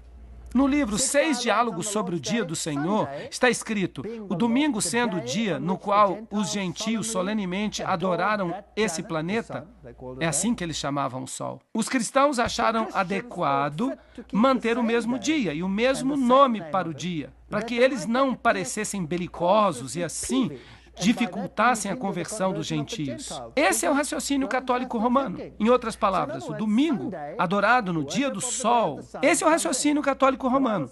Assim, em outras palavras, o domingo, a adoração no dia do sol, entrou para a igreja. A Bíblia diz, seus sacerdotes violaram a minha lei e profanaram minhas coisas sagradas.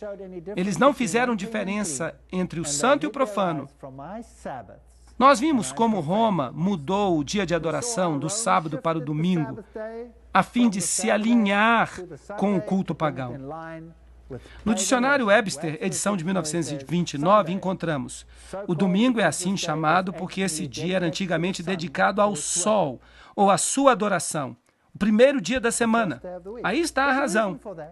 É porque é de fato a adoração. Eles não estão enganados. Aqueles que estão na liderança sabem exatamente o que estão fazendo. Eles sabem exatamente. Aqui está a face da criança dentro do símbolo da fertilidade no altar católico romano. E o que está ao redor? Eu nem vou explicar, eu vou deixar isso de lado. Símbolo masculino e feminino e a face de Apolo. No Mundo Católico de março de 1984, na página 809, está escrito: o sol era o principal. Principal o quê? Principal símbolo do paganismo. Daí a igreja parece ter dito, podem continuar com o velho nome pagão, vai continuar consagrado, santificado. E assim o domingo pagão, dedicado a Baal, se tornou o domingo cristão, sagrado a Jesus. Esse Jesus, no entanto, não é Jesus de Nazaré. Esse é outro Salvador. Javé, o Salvador, o outro Deus no lugar, o Salvador contrafeito. Aí você tem o sol como símbolo ali. Ali você tem como símbolo de um vidro manchado, da mudança da lei. Há apenas 3 em um tablete, mas deveria haver 4. Ali você tem a face de Apolo no templo grego. E é claro, você o encontra também no altar católico romano, porque é o mesmo Deus. Agora, vejam por que a besta tem o componente do leão, que é a Babilônia, o componente do leopardo, que é a Grécia, o componente do urso, os pés, porque, por exemplo, a tiara que coroa o Papa vem dos tempos medo-persas. Ali está, na Escandinávia, aqueles velhos símbolos sobre a parede, porque os símbolos do sol estão por toda parte. Este é um culto de fertilidade. E tudo isso aqui deste lado é um símbolo da vitória de Lúcifer contra Adonai.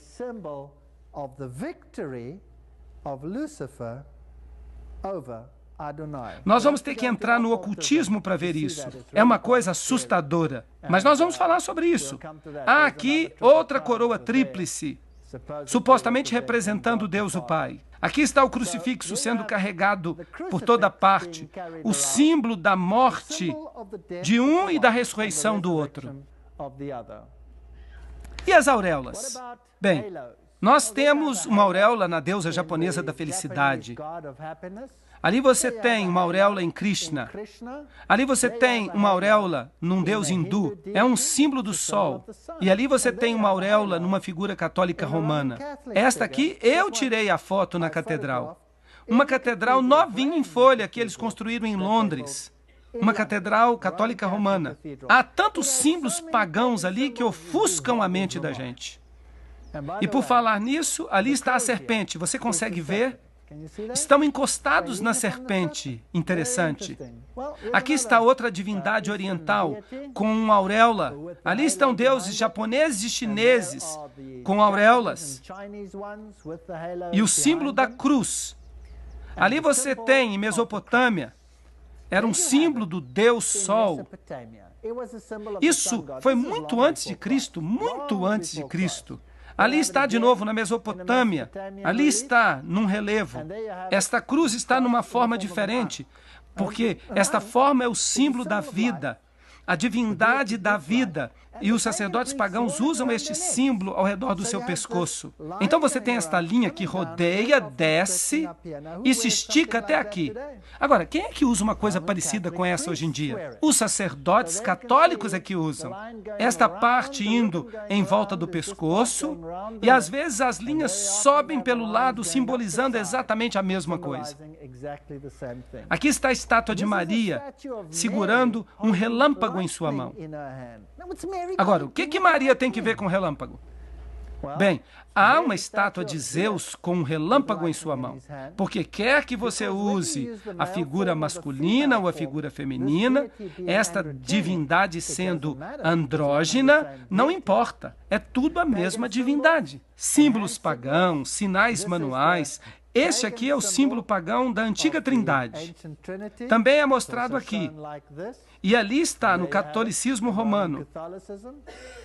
Ali está na antiga estátua de Júpiter, que hoje é reverenciada como a estátua de Pedro. Mas ela vem diretamente de um templo pagão, diretamente para o Vaticano. E ali está ele, com o antigo símbolo pagão. Ali está alguém beijando-lhe o pé. E ali você tem o mesmo símbolo nas tribos nórdicas. Ali está a mão de Buda, exatamente a mesma coisa. Ou você pode ter desse outro jeito, com 3 dedos. Ali está no papado. Ali está o mesmo símbolo no budismo. Conseguem ver isso?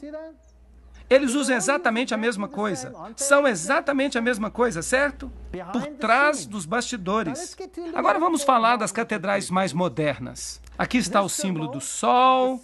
e um yin-yang tríplice, que é o antigo símbolo da adoração do sol. Você o encontra na Catedral Católica Romana, e esse aqui é fenomenal. Aqui está o símbolo num piso de Londres, a principal Catedral Católica, o antigo símbolo tríplice yin-yang, que foi reduzido agora apenas a 2, representando o bem e o mal. E no meio de tudo isso está essa estrutura.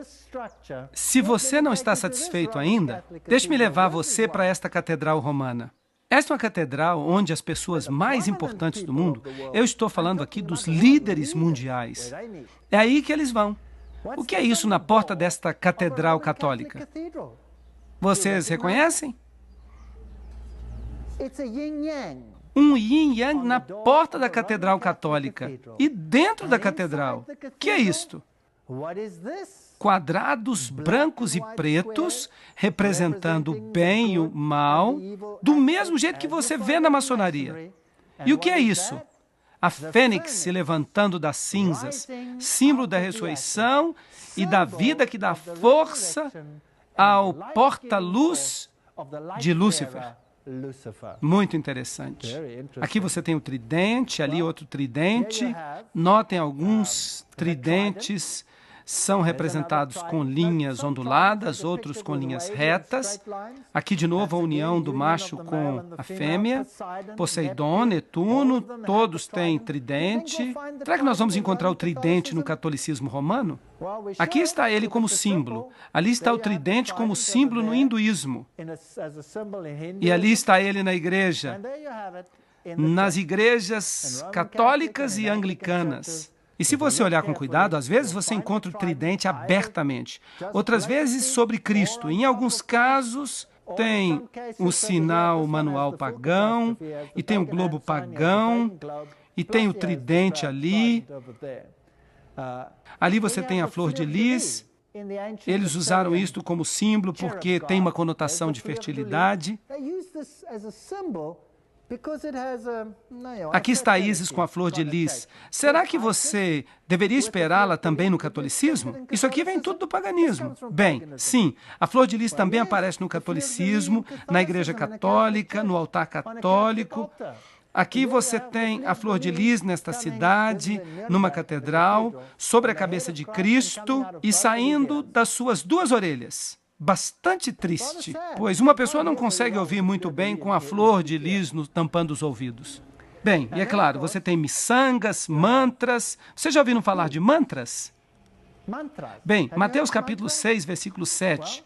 Quando orardes, não useis de vãs repetições, como os pagãos fazem, pois eles pensam que serão ouvidos por sua muita repetição. O mantra é uma oração repetida, que coloca você num estado alterado de consciência. E é isso que nós temos na música hoje.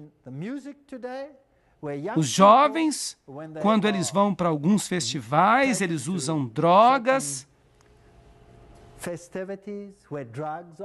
e eles usam mantras adaptados à música para colocá-los num estado alterado de consciência, para que outro poder se apodere deles. Portanto, os mantras, as orações repetitivas, são um símbolo de todas as religiões pagãs. Você o encontra no Islã, você o encontra no catolicismo, você encontra em todas elas. E de onde vem o mantra? De Babilônia. Ali você tem os sacerdotes pagãos de Baal com as suas miçangas de mantra, os seus rosários nas mãos.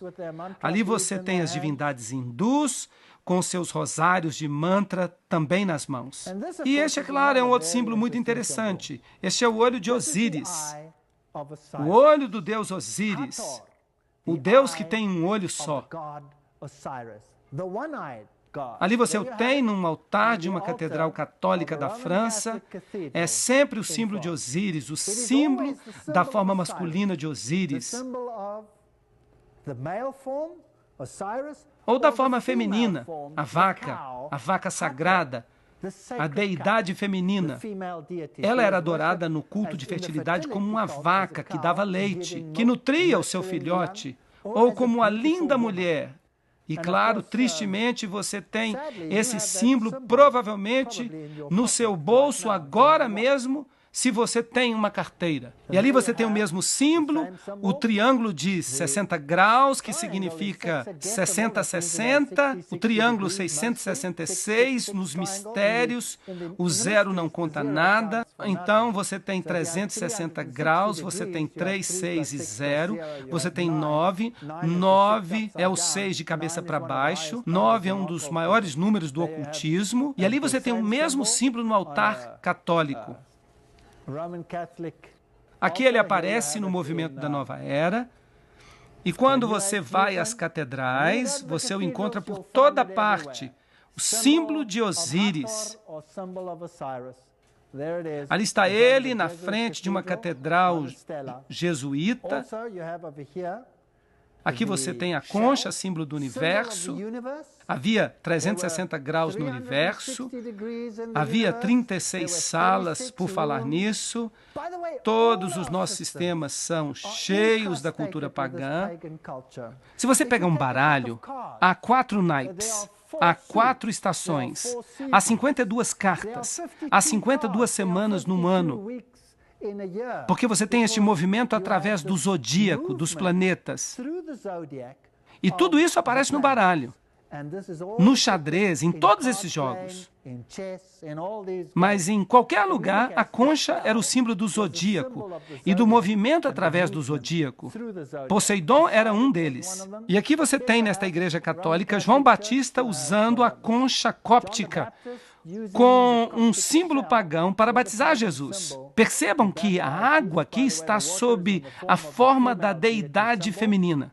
E ali está, sobre os arcos das igrejas. Ali você tem Vênus, nascida da concha. E é claro, um dos símbolos... E é claro, trata-se de um símbolo importante na Igreja Católica, na Catedral de São Pedro. Todo símbolo pagão você encontra lá. E é claro, um dos símbolos mais importantes da Igreja Católica é a Catedral de São Pedro. No entanto, você encontra qualquer símbolo pagão ali. Se está no paganismo, você encontra no cristianismo. O globo, outro símbolo da deidade pagã, aqui está o deus Mitra segurando o globo que representa o universo. Ele é a outra divindade. Onde se encontra, será, o maior globo do mundo? Está no alto da Catedral de São Pedro. Por falar nisso, aqui está uma rosa cruz. E ali, esses símbolos, e eles têm uma conotação de fertilidade, que nós não vamos discutir em detalhes agora. Aqui está o globo também. Você vai encontrar muitos globos aqui. O globo como símbolo de Mitra. Este é Tammuz, mas eles dizem que é Jesus com o rosário ao redor do pescoço e com o globo em sua mão. O mesmo com essa estátua aqui, o globo na mão, a adoração do Sagrado Coração que você encontra no catolicismo. Ali está entre os astecas, você o encontra em todas as culturas pagãs. Vem de Babilônia. E se você for para o Vaticano e observar o principal centro desse tipo de adoração, você encontrará todos os símbolos da adoração do Sol bem ali na Catedral de São Pedro. A adoração do Sol, a adoração da Lua. Aqui você tem as pilastras serpentinas da abóbada de Bernini. Você tem todos os aspectos da adoração do Sol. Você tem até a cúpula, que é conhecida como a cúpula do Sol, símbolo da adoração do Sol. E no chão das catedrais, você encontra os símbolos do zodíaco. E a observação das estrelas, a astrologia, todas essas coisas que faziam parte da cultura dos caldeus. E agora, até os presidentes das nações do mundo se transformaram em observadores das estrelas e ficam dizendo às pessoas o que fazer. O mundo não mudou nem um pouco. A Porta Dourada na Capela de Santo Inácio, esta aqui fica em São Francisco. Ali você tem o unicórnio, e ali você tem todos os antigos sistemas, desde a fênix até o dragão, ao pavão, ao antigo Rho e o Ki, que representam 660, mais o círculo, que representa o 6 ou o 9. Lembrem-se do círculo ao redor dele. 360 graus. 3 mais 6 mais 0 igual a 9. 9 é o 6 de cabeça para baixo. Você tem aquele símbolo pagão em muitos dos altares, e ele representa 666. É isso que ele representa, quer você goste disso ou não. Você tem o bastão e o unicórnio. Agora, vamos nos aproximar do Papa e vamos ver se ele literalmente representa as antigas divindades. Aqui você tem o Deus Águia com um cone de pinho, símbolo da fertilidade. Aqui você tem o antigo querubim alado com um cone de pinho, que era símbolo desse poder através do culto da fertilidade. O maior cone de pinho e o bastão você encontrará aqui, um dos maiores, pelo menos, aqui na adoração de Osíris. Esta é a divindade egípcia. Osíris tinha o cajado do pastor com um cone de pinho sobre ele. E ali você tem uma divindade hindu com um cone de pinho na mão. Então, eles são tudo a mesma coisa. Aqui como símbolo da religião mexicana, os pinheiros no Natal, tudo isso é interessante. Ali você tem Dionísio com o seu cajado, com o cone de pinho sobre ele. Ali está Baco com o cone de pinho. E ali está o maior cone de pinho do mundo, no pátio do Vaticano. Ali está outro no pátio do Vaticano com o símbolo da deidade feminina, porque Ísis sempre caminhava com 2 pavões, símbolo da fertilidade na Praça do Vaticano. Ali está o cajado de pastor do Papa. Ele sempre tem o cone de pinho sobre ele. Vocês acham que eles sabem o que estão fazendo ou você acha que tudo isso é simplesmente azar? Bem, isso não pode simplesmente ser azar. Não pode ser azar.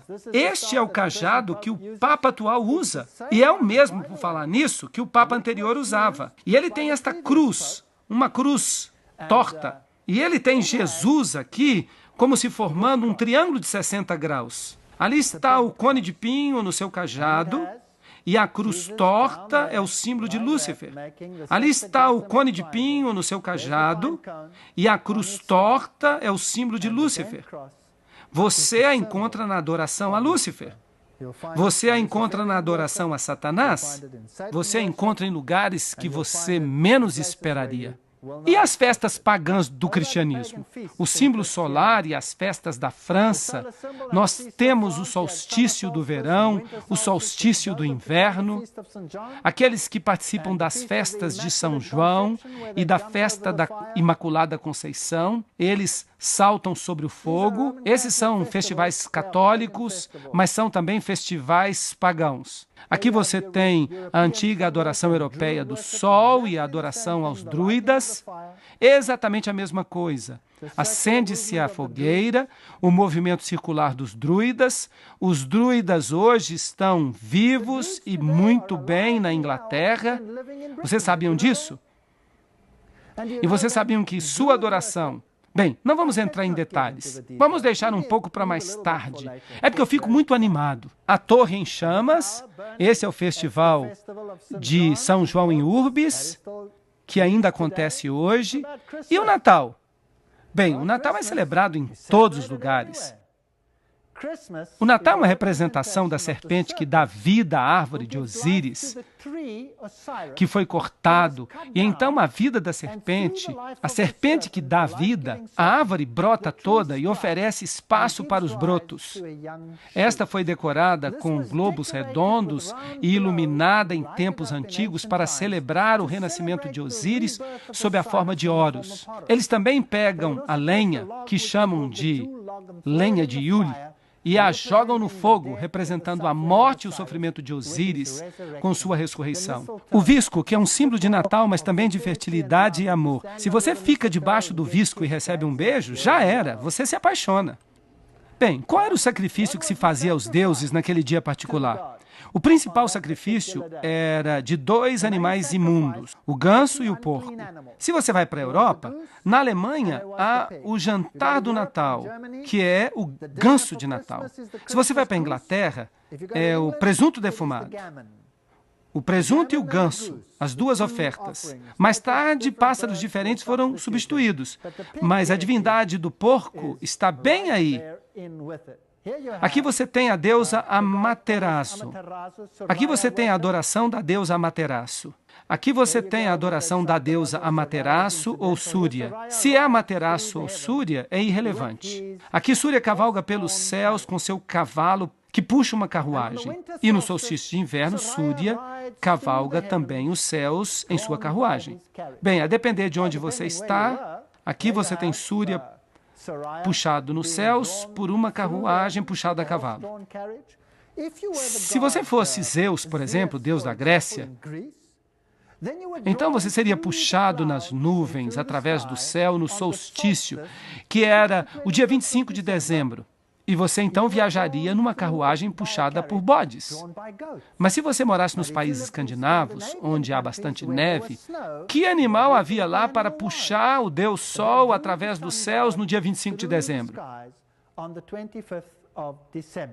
Bem, ali você tem um medalhão de Cibele. Ela está na carruagem, você tem o sol e a meia-lua, com uma estrela nascendo nela. E ali você tem de novo a miniatura Súria. É exatamente a mesma Súria. Se é Isabelle ou se está sobre a forma de outro deus, não importa. Se você for para Versalhes, na França, Hélio, em sua carruagem de sol, sai da água e é transportado. Esses são os símbolos. Eles celebram a transformação de Elias, já que ele cavalga pelo céu. Eles fizeram então uma deidade de sol. Eles pegam todos os símbolos do cristianismo e os transformam em símbolos pagãos. Agora, aqui está o Riton e Tita. Vocês percebem? O mesmo na Escandinávia. A carruagem sendo puxada por renas. Agora, de onde vem esse símbolo? Esse é um nome interessante, certo? Papai Noel, Santa Claus em inglês. Santa é a mesma coisa que santo, certo? Não, santa é uma coisa completamente diferente. Se você misturar as letras da palavra santa, então você vai obter o nome Satanás. Agora, quem foi que inventou esse velhinho feliz que viaja pelos céus? Quem o tornou disponível para todas as nossas crianças? Bem, foi o Walt Disney. E o Walt Disney era um maçom do grau 33. Agora, qual era o Deus do grau 33 da maçonaria? Bem, vamos perguntar isso para os maçons, porque eu não vou dizer isso. Eu poderia ficar encrencado. Vamos deixar que eles digam. Venham na próxima palestra e vamos ver qual era o Deus do grau 33 da maçonaria. Vamos agora dar uma olhada na origem de Papai Noel. A evidência do quarto século mostra que São Nicolas nunca existiu como ser humano. Trata-se de uma versão cristianizada de vários deuses marinhos pagãos. O deus grego Poseidon, o deus romano Netuno e o deus teutônico Rodnica. Os nicolaítas, por falar nisso, a Bíblia diz no livro de Apocalipse que Deus odeia as doutrinas dos nicolaítas. Aqueles que servem no trono de Nicolas. O Apocalipse diz isso sobre eles. Mas aqui nós temos Nicolas viajando pelo céu. E nossas crianças dizem, por favor, Papai Noel, São Nicolas, traga-nos um presente. Onde é que Jesus fica no Natal? Ele não fica em lugar algum no Natal. Nos primeiros séculos da igreja cristã, muitos deuses e deusas pagãs foram humanizados e convertidos em santos cristãos. Quando a igreja criou o personagem de São Nicolas, Papai Noel, eles adotaram o título de Poseidon, o marinheiro. Eles pegaram seu sobrenome de Nica. Vários templos de Poseidon se tornaram templos de São Nicolas, dos nicolaítas, a quem Deus odeia. Qual é a teologia de Papai Noel? Fala-se de Papai Noel para a maioria das crianças. Número 1, ele é onipresente, ele pode visitar centenas de milhões de lares numa noite. Número 2, ele é onisciente. Ele vigia cada criança, ele vê tudo, ele sabe tudo. Ele sabe se elas foram boas ou se foram más. Ele tem grandes poderes, ele pode fabricar presentes para centenas de milhões de crianças em uma noite. E cada um desses presentes é entregue para a criança certa. Ele é todo bondade e todo justiça. Ele decide se as crianças são boas ou não. A que é que isso equivale dizer? Bem, o historiador eclesiástico Sócrates atribui a introdução do festival da Páscoa na igreja à permutação de um velho costume, assim como muitos outros costumes. Isso está na Enciclopédia Britânica, volume 7. Assim, é o centro da festa da Páscoa. Vocês sabiam que o Papa mudou o calendário para alinhá-lo É por isso que nós temos o calendário gregoriano hoje, para alinhá-lo com a festa pagã de Istar e forçar a sua adoração no mundo cristão. Isso é paganismo. Nós pensamos que somos cristãos, mas não somos. Vamos ver a enciclopédia católica, ela vai nos ajudar aqui. O fogo da Páscoa é aceso no alto das montanhas. Esse é um costume de origem pagã, mas a igreja adotou sua observância na cerimônia de Páscoa. Eles admitem. Bem, a Páscoa, o ovo, Heliópolis, Tifão, o ovo. Onde você lê sobre o coelhinho da Páscoa e os ovos na Bíblia? Eu nunca vi isso na Bíblia. Mas aí está, ovos pintados antes de Cristo. Vem do paganismo. Vem da adoração do sol. Ali está outra roda solar que a Madonna está segurando. É uma representação moderna num altar católico. E a maior roda solar do mundo está na Praça do Vaticano. Aí está. Agora, esta é uma história interessante. Esta roda solar, ela tem 8 aros. Você pode contá-los aqui. 1, 2, 3, 4, 5, 6, 7, 8. No meio você tem o símbolo principal do Deus Sol, que é o círculo, com a cruz dentro dele. Vocês se lembram que eu mostrei para vocês o touro e o leão olhando na direção do círculo com uma cruz dentro? Esse é o símbolo da adoração do Sol. E no meio você tem isto aqui. Veja, o símbolo de Osíris transportado do Egito para este lugar específico. E foi o Papa que o moveu para esse lugar. E ele contratou algumas pessoas para transportá-lo. E ele decidiu que, se aqueles que transportavam isso para esse lugar deixassem-no cair e quebrasse, todos os trabalhadores seriam executados. E foi por isso que foi muito difícil encontrar alguém disposto a fazer o transporte. Mas eles finalmente transportaram e o erigiram. Agora, a coisa interessante é que você tem essa imensa roda solar e você tem uma roda dentro da roda. Ali está, a roda dentro de uma roda maior. Agora, o trono de Deus em Ezequiel é descrito como uma roda dentro de outra roda. E aqui está o trono de uma outra divindade, descrito como uma roda dentro de outra roda. Nós temos hoje em nosso planeta um representante vivo, real, de todas as divindades de Babilônia. Em outras palavras, as roupas, o título Pontifex Maximus, podem todos se ligar através da história e estão todos presentes no papado. Eu não estou condenando a nenhum católico romano. Lembre-se que eu não estou falando de pessoas, eu estou falando de um sistema. Esse sistema o representa. E eu creio que há muitos sacerdotes no catolicismo que servem a Deus com o melhor de sua consciência e Deus os reconhece como seus filhos. Eu creio isso. Eu já me encontrei com muitos deles. Mas quando eles descobrem a verdade, eles saem de Babilônia como povo de Deus. Você não pode servir a Baal e a outro Deus ao mesmo tempo. Você não pode servir ao bem e ao mal ao mesmo tempo. Você não pode ter 2 senhores. Portanto, há uma escolha a fazer. Agora, se nós sabemos que esse sistema não representa Jesus Cristo, mas representa o portador de luz,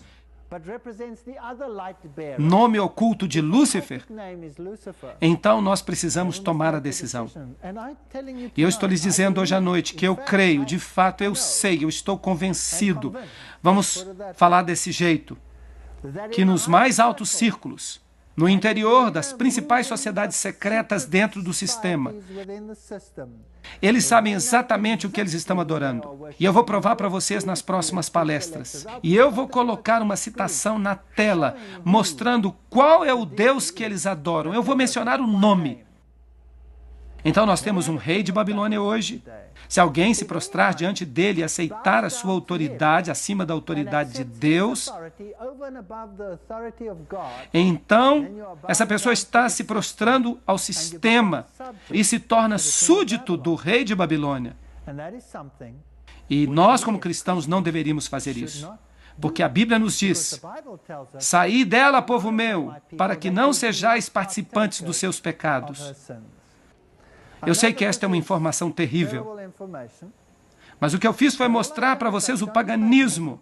Eu os levei até a Babilônia. Nós passamos por todas as religiões e nós encontramos suas manifestações dentro do catolicismo.